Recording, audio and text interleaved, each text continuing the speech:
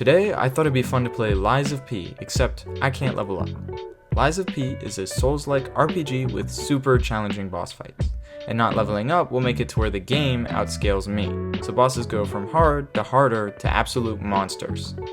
Now in regards to the exact challenge details, this is what I decided. First, I can't use the in-game level up menu, so I'll be stuck at the starting level, which is 10. Secondly, I didn't use any specters to help me with boss fights, I did them solo. Lastly, I didn't use consumables because apparently they let you cheese boss fights, so I thought it'd be best just not to use them. What I did allow was P organ and weapon upgrades. Now for my character, I chose the balanced path because the stats were pretty even. I didn't want it too far one way or too far the other. For my weapon, I used Fate's Greatsword because I really like it. It has an ability which lets you perfect block, it does high damage, and it can block a good amount. So the first boss was Parade Master, which was easy. He isn't really meant to be hard, he's essentially the tutorial boss. So beating him took me like 10 minutes and wasn't really difficult. Let's go! First boss down. The second boss was Scrapped Watchman, which is this big mechanical beast thing.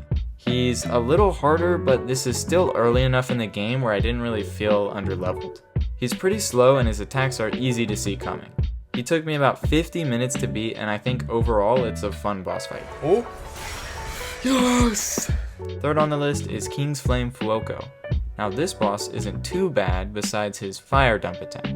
But once I realized I could just hide behind a column to avoid it, he wasn't really that hard. This boss took me about 30 minutes to beat. Let's go! Let's go! I can't be too loud because it's late at night, but let's go! Now this is where the bosses started to get hard. The fourth boss is Fallen Archbishop Andreas. He's this big blue monster that likes to kill. At this point, he was able to kill me in just 3 hits, so I was starting to feel the no leveling a bit. His first phase isn't too bad, I just rinsed and repeated till I learned it. His second phase has this person tail thing appear, and now the boss has 2 sides.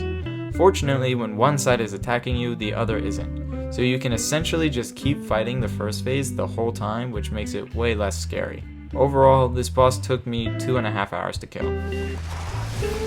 Let's go!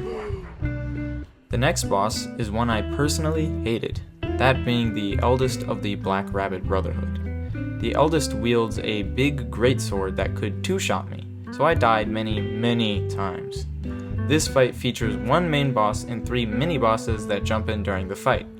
And when I say jump in, I mean they literally jump in and start attacking you. While the eldest does back off during these fights, he occasionally sprints at you and attacks. The key to these mini-bosses is that they can be backstabbed, so you just wait till there's an opening, run behind, and hit them. My main takeaway was that I prefer fighting the bigger, slower bosses rather than the small, speedy ones. This fight took me about 5 hours to beat, and I never want to fight them again.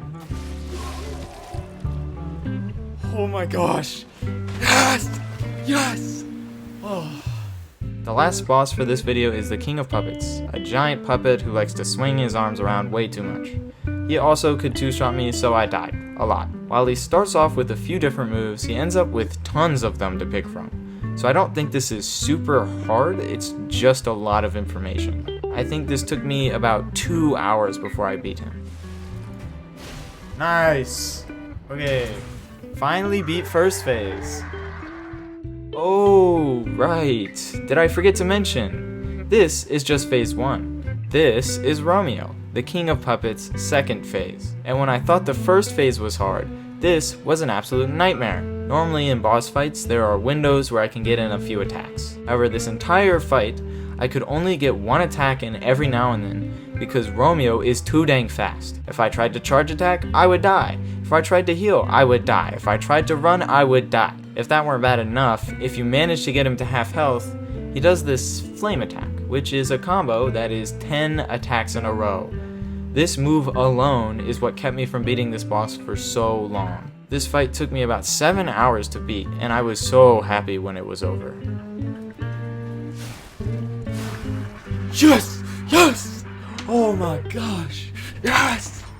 Now, would I recommend this to viewers? I would say yes. I actually enjoyed it quite a bit and it didn't feel impossible. Even though bosses took a while, it's really rewarding and I feel like I accomplished something every time I beat one. And yeah, that's it for today's video. If you want to see more, be sure to subscribe so you don't miss future content. Thanks for watching. I'll see you all next time.